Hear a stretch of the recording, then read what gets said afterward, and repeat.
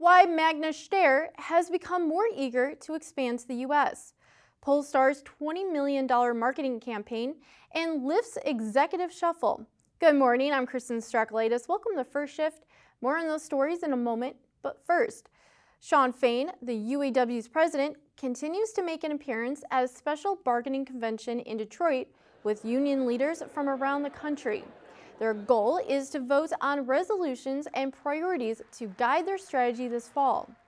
In Fain's inaugural address to members on Monday, he said, quote, "We are here to come together to ready ourselves for the war against the one and only true enemy, multi-billion-dollar corporations and employers who refuse to give our members their fair share." He added, "Our members have very high expectations, and rightfully so, and they demanded equality of sacrifice from us. Today, we demand equality of gains for our membership." Magna Steyr is acting on a North American expansion opportunity.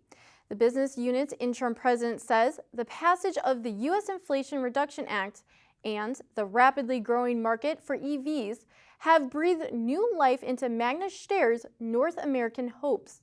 He also says the company is exploring potential areas in various regions of the country, but declined to name specific locations.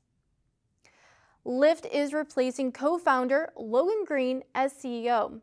The company says David Risher will start the new role on April 17th. Lyft said in a statement, Green and co-founder and current president John Zimmer will step back from daily operations after more than a decade with the company, but remain on the board. The U.S. and Japan struck an EV battery minerals trade deal as a way to strengthen their battery supply chains. According to senior Biden administration officials, the agreement prohibits the two countries from enacting bilateral export restrictions on the minerals most critical for EV batteries. The minerals include lithium, nickel, cobalt, graphite, and manganese. The trade deal will also grant Japanese automakers wider access to a new $7,500 U.S. EV tax credit and aims to reduce U.S.-Japanese dependence on China for such materials. Ending on product, keep your eyes peeled for Polestar's advertisements for its first EV crossover made for the U.S.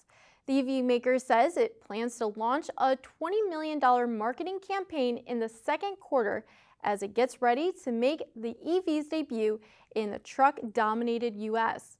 The crossover is expected to arrive in the U.S. in late 2023, nearly a year behind schedule. Thanks for watching. Be sure to go to autonews.com for more news, and don't forget to follow us on Twitter at @first_shift. Have a great day, and we'll see you next time.